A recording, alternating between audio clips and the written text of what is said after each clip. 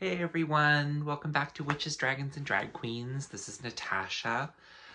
Today, I am tired.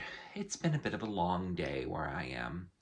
So I have my knitting loom, hook, yarn, and I'm gonna make a scarf. I'm gonna work on a scarf on my knitting loom, and while I'm doing that, I'm just gonna talk about whatever I want to talk about. If that sounds cozy to you, like chill vibes, talk about movies, life, the universe, and everything, stick around. I'm glad to have you. This might also be a great video for like if you need to take a break from your screen and you just want to like put this like on audio only. You could totally do that. I'm just going to cast on here. And today is December 14th. And it's a Saturday. So yesterday was Friday the 13th. And I decided to watch Friday the 13th Part 2.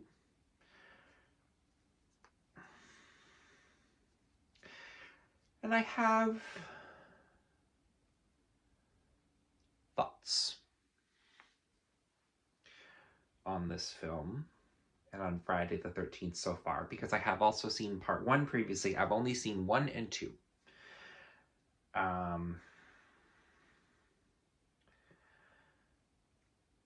In general, point blank, if you ask me whether or not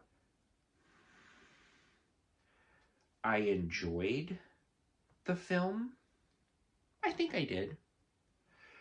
I'm not sure I would watch it again, but yeah, I enjoyed it well enough. Come on, Stitch. Friday the 13th Part 2. I did like the movie,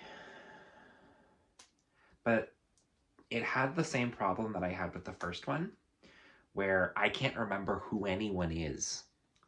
Um, I know that like it's a slasher movie, so the main reason that we're here is to watch the character. Like the main reason we're here is to watch these people die. Like that's a lot more impactful when you care about them.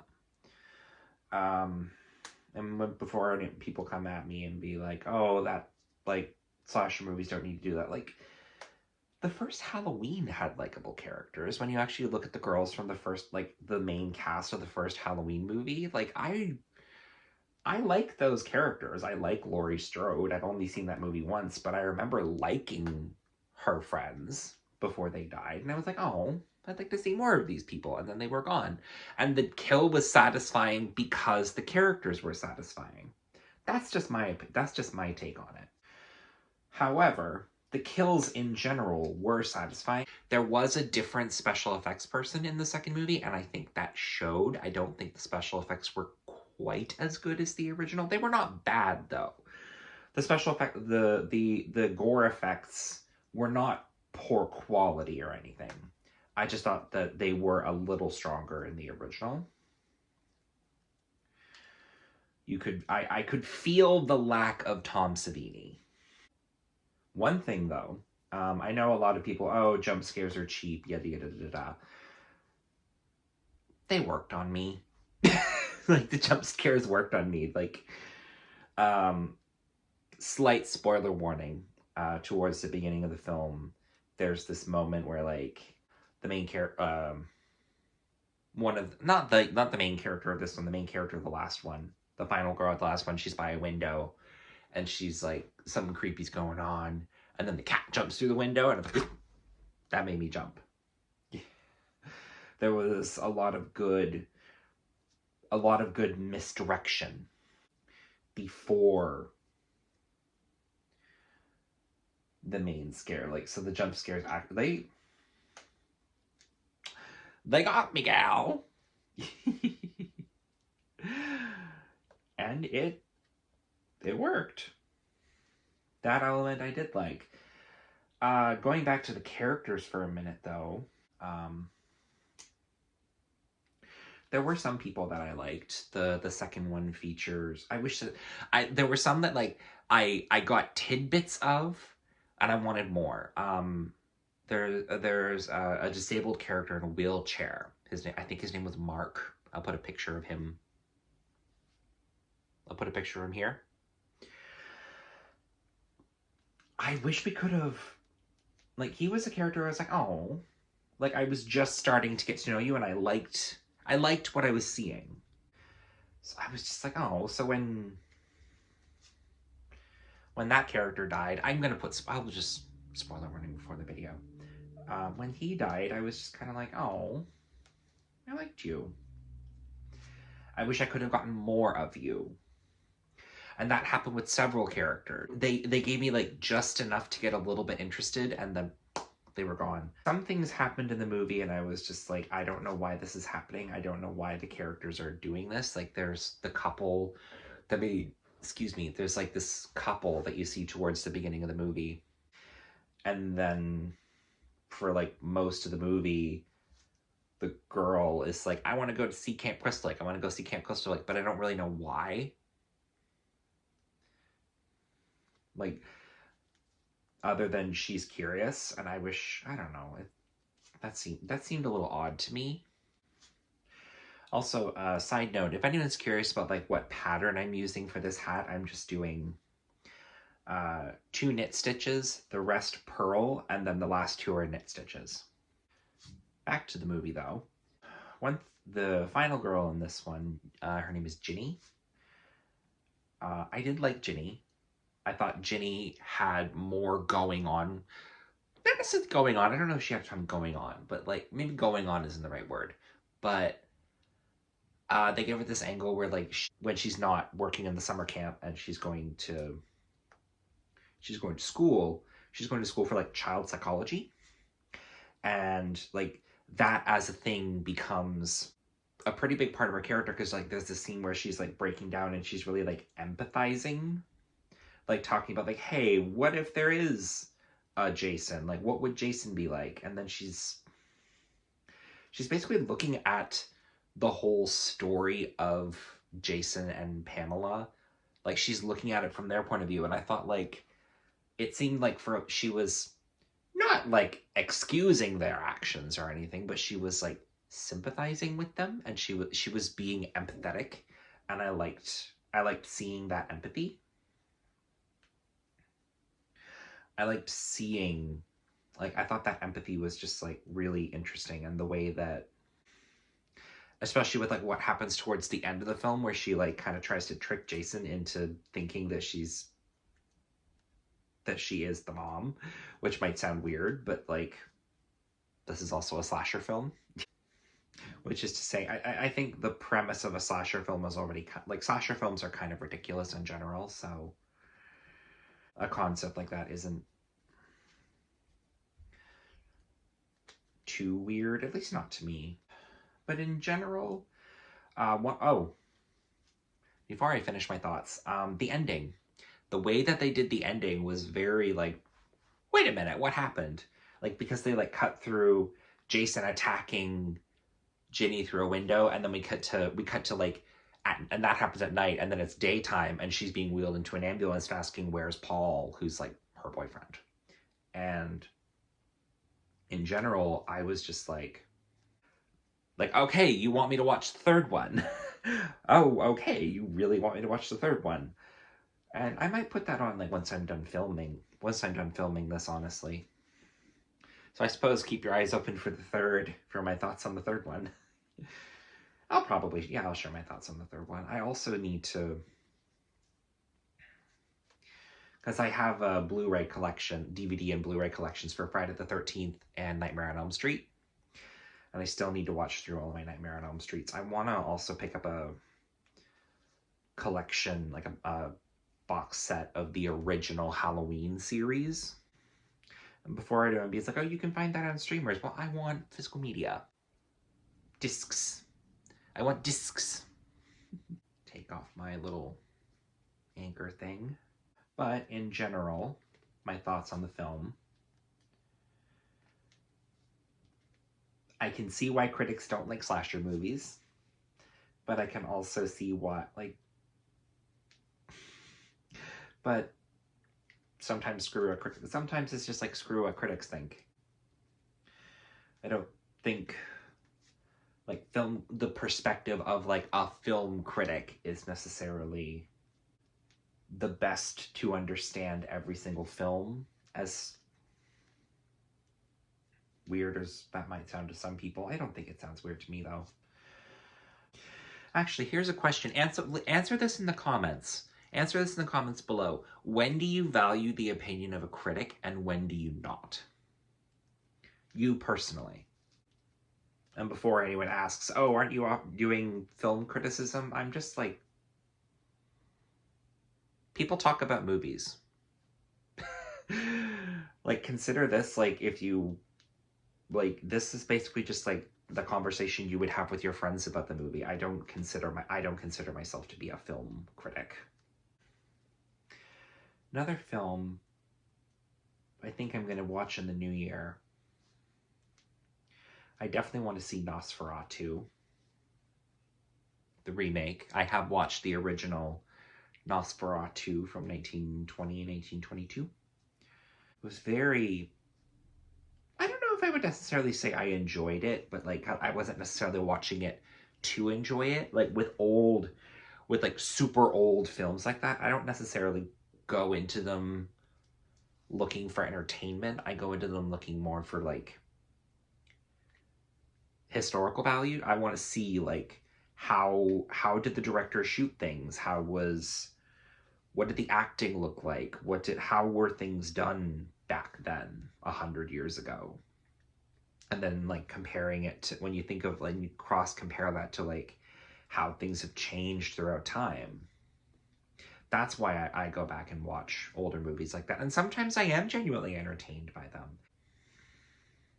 I more recently watched The Old Dark House poster by James Whale.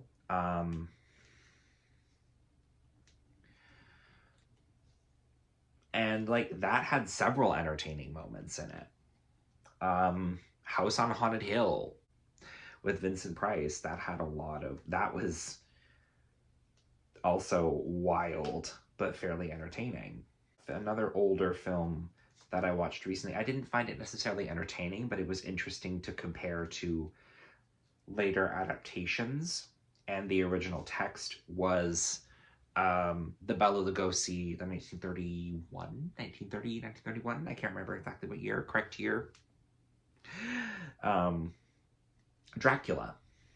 I thought that was very interesting to see like how they changed everything as they went. And that one was also interesting because they weren't directly adapting the book, they were directing the play that was based on the book. The play by Hamilton Dean at the time. I thought the way that adaptation was done was, choices were made. Especially, I also need to go back. I need to see if I can find the script for the Hamilton Dean play, because I've watched videos from Maven of the Eventide, who is amazing.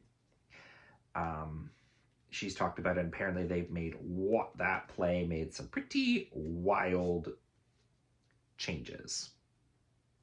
It also apparently started the tradition of switching Lucy and Mina's names all over the place. I never understood why. I've heard that they did that, but I was always just like, why would you change their names? Like, what does that do?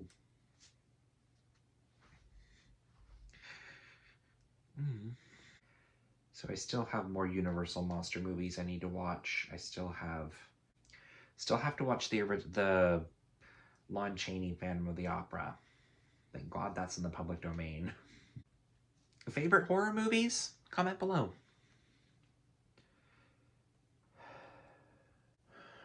Having a hard time thinking of things to talk about. Life is plugging along. Going to be visiting family for a week and then coming back and getting back to my job.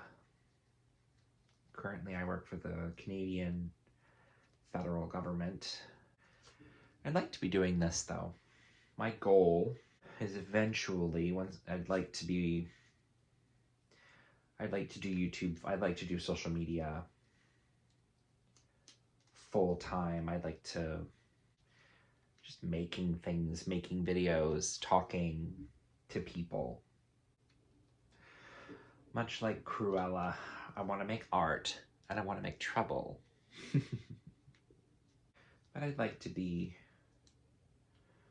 eventually doing that full time. If I were to make things to sell, what do you think I should make? There's going to be videos coming down the pipeline. I'm definitely going to make some jewelry. I've also thought about opening an Etsy shop. But I don't know if I, like, in the meantime, before that would open, I would be working a job. Either, probably my job at the federal, my contract with the federal government is going to be up soon. So I'm going to have to find another job, and I'm going to be doing this, and then I'd be running an Etsy shop, and I think that's too much for me personally. The Etsy shop would probably have to wait until I'm able to work for myself full time. This is what my scarf is looking like so far. Something about this yarn, normally when you're using a knitting loom, you hold it this way, and the work, which is like this part, would go down. Something about this yarn, it wants to stick straight up. At the time of recording, they've just announced, like just this week, they announced the cast for season 17 of Drag Race, US Drag Race. What do we think of the cast? Is there anyone that anyone's particularly excited about? I'm excited for Ariete. I'm excited for Lucky Stars. And I'm excited for Susie Toot. I haven't heard of these people beforehand. I think I've heard mentions of, I think I have heard of Lucky Stars, but I've never checked her out before this. Similar with Ariete, I've heard like whispers, but never anything concrete. So I'm excited to see what they bring to the show. I need to get caught up, but I am watching Canada's Drag Race as well. Jaylene I'm loving Jaylene so far. Need to watch the last week's episode. And I think the week before. I'm out of sync with that one. Helena is also exciting. Hoping Helena didn't go home recently. I'm hoping she's still there. Well, I think that is a good point to stop this video at. I know I'm not nearly finished with this scarf. I will make sure to post pictures on my Instagram and Blue Sky of the scarf when it's done. But this video wasn't really necessarily about finishing a project. It was just about having some space to just like be quiet for a little bit and just talk about what's on my mind. Hopefully you found that hopefully you enjoyed spending time with me. I definitely am really enjoying making this and taking a nice quiet evening. If you have any ideas for future videos, answers for any of the various questions I've asked, or anything else, please comment below. You can also find me on Blue Sky, Instagram, and Facebook. Links for that will be in the description. Links for all those will be in the description. Thank you again, and have a nice evening. Bye-bye.